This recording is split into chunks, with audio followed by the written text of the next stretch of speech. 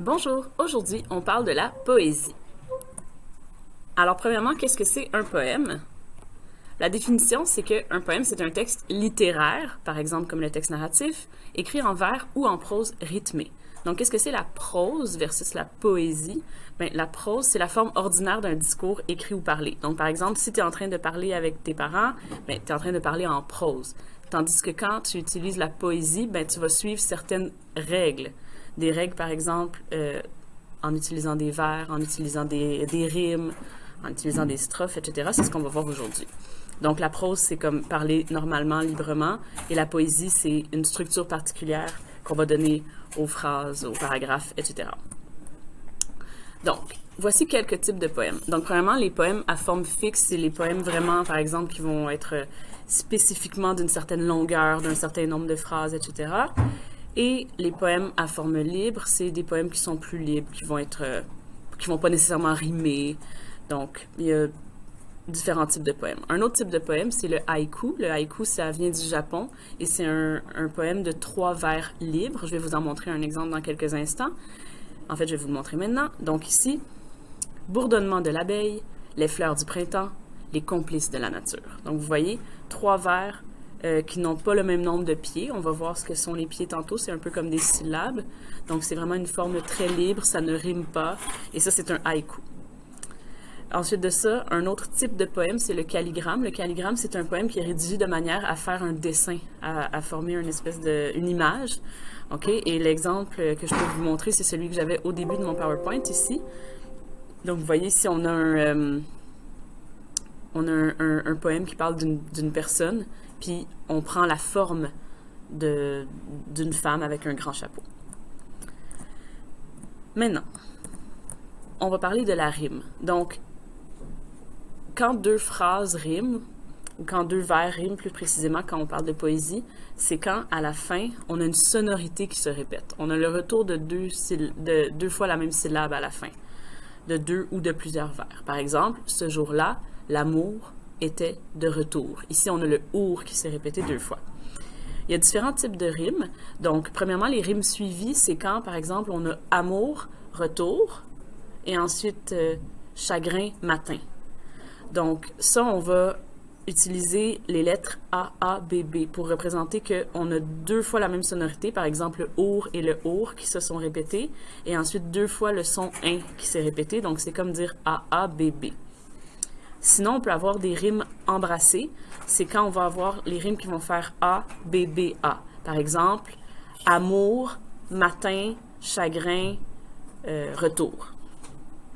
Et des rimes croisées, c'est quand on va avoir, par exemple, A, B, A, B. Donc, encore une fois, avec le même exemple, amour, matin, retour, chagrin. Au niveau de la richesse des rimes, OK, on va dire qu'une rime pauvre, c'est une rime qui est très minimale. OK, par exemple, jouer, manquer, on a le son « et », c'est pratiquement comme si on avait juste une voyelle en commun, un petit son en commun.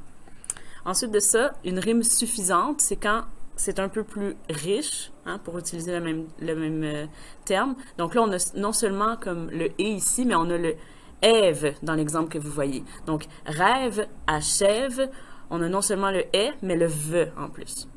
Et ensuite de ça, une rime riche, ça c'est beaucoup plus rare parce que c'est vraiment plus difficile de faire rimer 2 mots qui se ressembleraient autant. Mais par exemple, on aurait « astre » et « désastre » qui serait une rime riche. Mais ça, c'est plus rare qu'on va voir ça. Quand on parle de rime masculine et féminine, la rime masculine, elle a un son plein, qu'on va dire, OK? Donc, il n'y a pas de « e » muet. Par exemple, « et »,« i »,« est ». Tandis que la rime féminine, c'est un son qui va finir par un « e » muet. Par exemple, « commune »,« amène »,« comète », par exemple. Maintenant, on va parler du vers. Donc, le vers, c'est au poème ce que la ligne est au texte. Donc, c'est un vers, c'est bien important de comprendre que ce n'est pas nécessairement une phrase. Une phrase peut durer plusieurs vers et une phrase pourrait se terminer au milieu d'un vers. Donc, le vers, ça correspond à une ligne. OK? Voici un exemple qui vient du poème intitulé « Le vieux soldat canadien » d'Octave Crémazie, dans lequel on a 6 vers pour une seule phrase.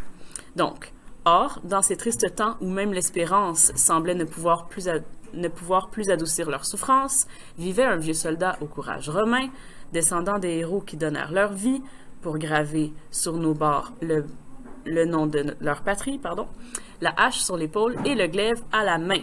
OK? Alors, vous voyez ici, c'est toujours la même phrase. Vous voyez le point à la fin qui a duré 6 vers. OK? Pour revenir aux rimes dont on a parlé précédemment, regardez ici, on a espérance, souffrance, romain, vie, patrie, main. Donc, vous voyez, on pourrait dire qu'on a ici un A, B, C, B. OK, j'espère que ça va pour tout le monde. Si vous avez des questions, n'hésitez pas à m'écrire. On continue avec les types de vers. Donc, le vers peut être régulier, donc suivre des règles de versification, ou être libre, c'est-à-dire il ne rime pas, sa longueur est irrégulière d'un vers à l'autre, donc ça dépend du style. La mesure d'un vers, donc pour mesurer un vers en poésie, on va compter les pieds.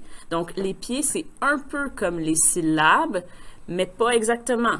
Donc ça correspond à des syllabes prononcées.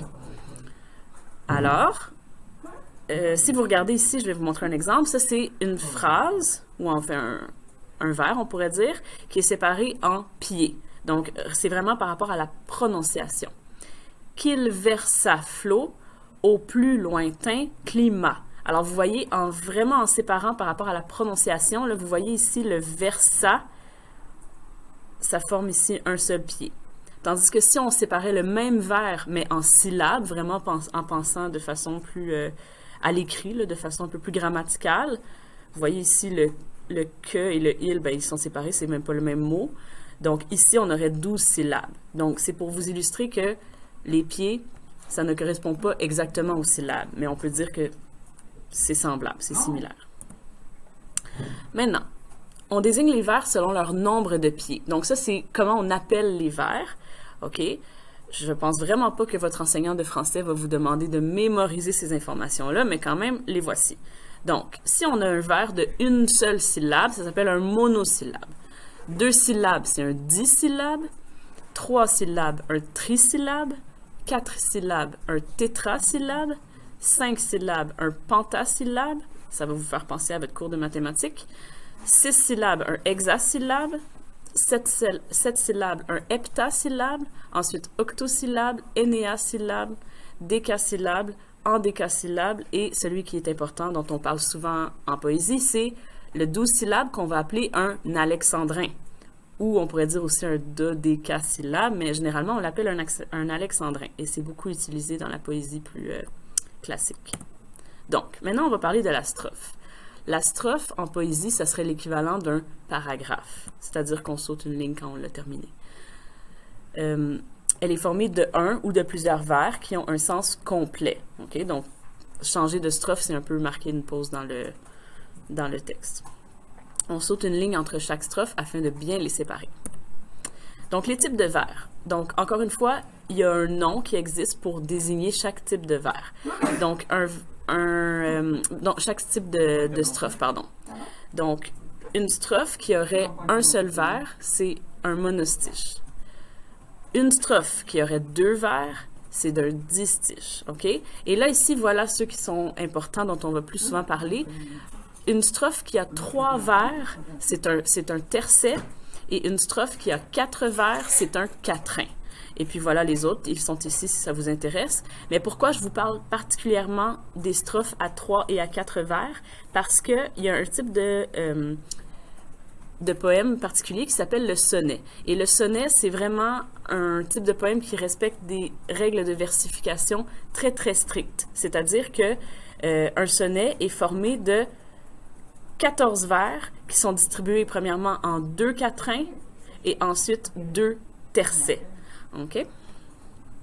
Maintenant, au sujet des figures de style, je vais faire un deuxième vidéo spécifiquement pour les figures de style. Donc, si vous aimeriez connaître les figures de style principales qu'on utilise le plus souvent ou qu'on va retrouver le plus souvent dans des chansons ou dans des poèmes, je vous encourage à regarder mon autre vidéo. Alors voilà, j'espère que vous avez bien compris et je vous souhaite une bonne journée. Au revoir!